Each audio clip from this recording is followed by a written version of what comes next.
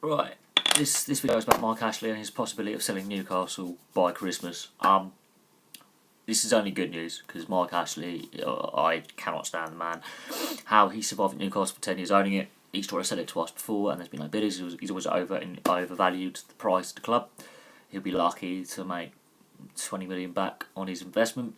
The amount of money they've wasted in paying termination fees to managers. They've had 10 managers while he was there.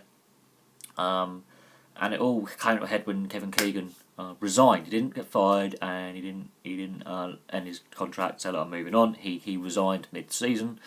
The club were in a healthy position in the league wise. He was replaced by Pardew, who then did also quite well with the squad of players they had. They had a decent squad at the time. Finished fifth. They got into Europe. Great. That's the highlight. They've had 2 relegations. Yes, they've been promoted both times back at the first attempt. Great, but Mike Ashley's been nothing but scandalous. It don't help that Newcastle United are involved in this tax scandal. There's some law breaking going on, or some allegations of law breaking. Their offices have been raided, their training ground has been raided, so has West Ham's. Chelsea have helped. There's been arrests of ex-players, blah blah blah. It all stems to the French clubs and some of the transfers and how certain agents were getting paid money they shouldn't have been, and the club made money when it should have paid tax. These are allegations, and this isn't an open case, but it happened under his watch. He's tried to sell the club twice before, as I said, and no one was interested. He's also got involved with Rangers, and Rangers have had their own financial difficulties with the tax office and things like that. So there are issues at play. He's been very unpopular with the fans. They've had a lot, basically a manager a season, even though sometimes they have multiple managers in a season. And some of the managers who've been let go or have left, Pardew, Chris Hughton and Kevin Keegan, were actually doing quite well at the club at the time. Pardew had guided them to 5th, and then they hit a rocky patch. They did it at a rocky patch, and Pardew did obviously headbutt Myler on the touchline, which was quite hilarious at the time, bit naughty, but there was obviously symptoms of things not going right at the club, and Pardew has stated that it was a bit of a Mickey Mouse show. Pardew is not my most popular person in the world. I have met him. I'm not saying he's a bad manager. He's just a bit of a... I just don't like him. I met him when I was a kid. He's not so keen on him. But as a manager, I rate him. I feel he's been sorely treated by some of the clubs he's been at. He was doing really well at Newcastle. He hit some rocky form. Things obviously were going on behind the scenes that we're not party to, but it was what he said has been quite negative about Mike Ashley. Mike Ashley himself, his own businesses have been in the spotlight for the dodgy dealings and poor working conditions, the BHS scandal. So outside of football, he has not been a saint. He's basically said he is quite happy to sell the club bit by bit, so a fire sale basically. Basically, most club purchasers want to buy it outright and keep him out of the boardroom because he needs to go. His whole backroom staff need to go. The club needs a complete overhaul. If a local businessman comes forward, I'll be more happy with that than foreign ownership. But unfortunately, that's the way it's going with a lot of Indian, Asian, like Indian and Chinese and Arab money floating about. And a lot of these guys are playboys and they don't really care about how much money they throw about and how much they charge us for our tickets. They're interested in making money. I've always argued for a lot of fan ownership of clubs, or more fan involvement, where fans get some share of the club, like the German model. Their ticket prices are far lower. It is actually cheaper to fly out to Deutschland, stay in a cheap hotel or B&B and watch a game of football and fly back, and that's with taxi fare, bus fare, train fare, than go watch a game in this country. It has been proven. You can actually, with transport costs, a cheap flight, if you book in advance, book your ticket in advance, book your hotel in advance, you can watch a game at Dortmund for about €50-60 for everything. Over here, you're looking at £77 just to go see Liverpool away. There was protests about ticket prices, and this all stems into it. The Newcastle fans are loyal, and they are loyal to a man when the club are doing well, when the club are doing badly. They were loyal back in the 90s when the club were up and down, and they did almost win the Premier League in 96. They missed out by literally a few points. They were in the Champions League. They were a driver. They were classed one of the big four back then, along with Blackburn, Man United and Liverpool. They were at the top at the time. In the last 20 years, it has been a slightly different story. They have not been in the Champions League for quite some time. They've not even been in the Europa League for quite some time. They have been relegated twice while Mike Ashley has been in charge of the club. Yes, they've been promoted twice, but they have gone out in the Championship. A lot of their good players have gone and gone cheap, and Mark Ashley treats the fans with contempt. The ticket price is extortionate up there for a club that always sells out. You don't see empty seats at St James's Park ever. Even if they were playing Carlisle in a cup game or Hartlepool in a cup game, the stadium would be packed. It wouldn't just be like, oh, it's we're playing a League Cup game tonight, or we are playing an FA Cup game against a. Bear in mind they have struggled in both these competitions. They've not made it past the fourth round since Mike Ashley has been there. Fact.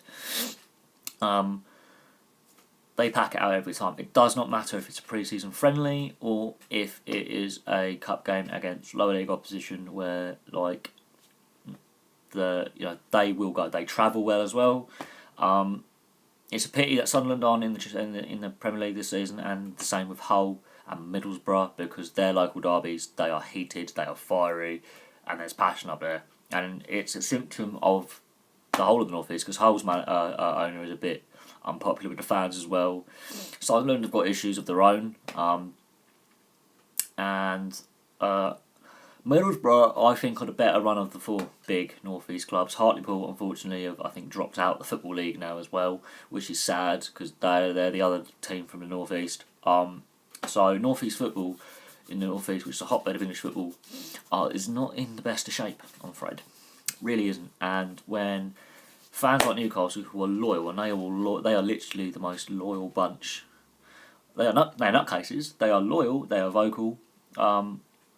When they basically put up placards saying Mike Ashley out, and they give him the red card or the orange card or whatever it was, protest, and they march outside the club with banners saying leave, and they've been doing it for 10 years. They knew as soon as he took over the club there were problems. They are a very educated fan base.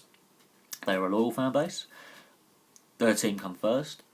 There's clearly other issues with Mike Ashley and behind the scenes stuff, because some of his management appointments and some of his sackings, he's been unfair to some very good managers.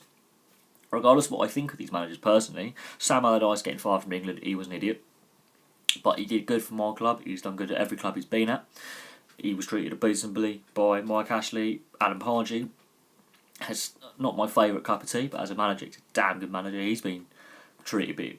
He even stated that it was a bit of a Mickey Mouse show behind the scenes. He's not a big fan of Mike Ashley. Kevin Keegan came back to the club, and he was a damn good manager the first time round. He did not last very long. He quit. He wasn't fired. He didn't get offered another job straight away. It wasn't like he was at the end of his contract. He was there a very short period of time, and he quit for reasons. And he's again a legend of English football, regardless of what you think of him. What he achieved in the 70s and 80s as a player is, he's brilliant. He's one of our best exports we ever had. So some of these really experienced managers and ex-players who've played obviously the game as well are basically saying this guy is not right.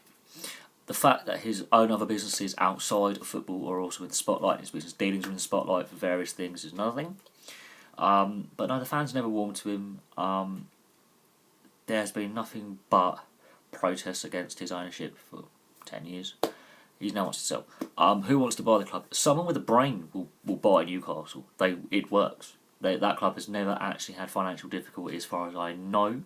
Yes, they have not won a trophy for a very, very long time, and they haven't been even close to winning a cup for a very, very long time. That does not mean the fans aren't loyal and will not support the new owner and will not support the team. That stadium will get packed out every weekend. You are guaranteed. No matter how high or low the ticket price, the fans will turn up.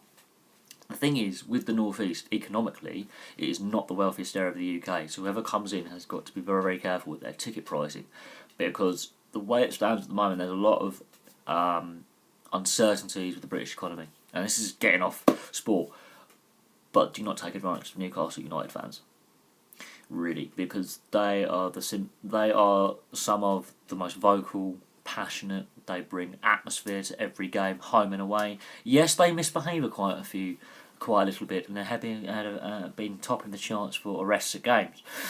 And we can debate hooliganism at football and violence at football, but yeah, sometimes they get a bit over eager. But without that kind of passion and intensity, the game is not the game. It's a pity they're the only team from the North East in the Premier League. If they were in the Championship, they would be playing against Hull, Middlesbrough and Sunderland. Unfortunately, Hartlepool are no longer in the Football League. They are in the FA Cup though. They have made it into the first round proper, but unfortunately they got relegated out of the Football League in the last season, which is a shame. So if Newcastle are the pinnacle of North East football, football in general in this country has a problem. You want every region to have strong clubs rivalries and as many clubs going upwards, and unfortunately the North East has had a rocky road. So I'm going to leave that there, but Mark Ashley is hopefully no longer going to be involved in English football. Sadly, he's involved in Scottish football, so if you're a Rangers fan, you have some time to wait before he actually buggers off away from our beautiful game. Hopefully he does bugger off, because this is symptomatic of the problems with football at the moment and why I've had a rocky love affair with it. I've gone off football for the most part because of things, people like Mike Ashley running it. Well, I'm going to leave that there. Please like and subscribe, comment and share. Thank you very much.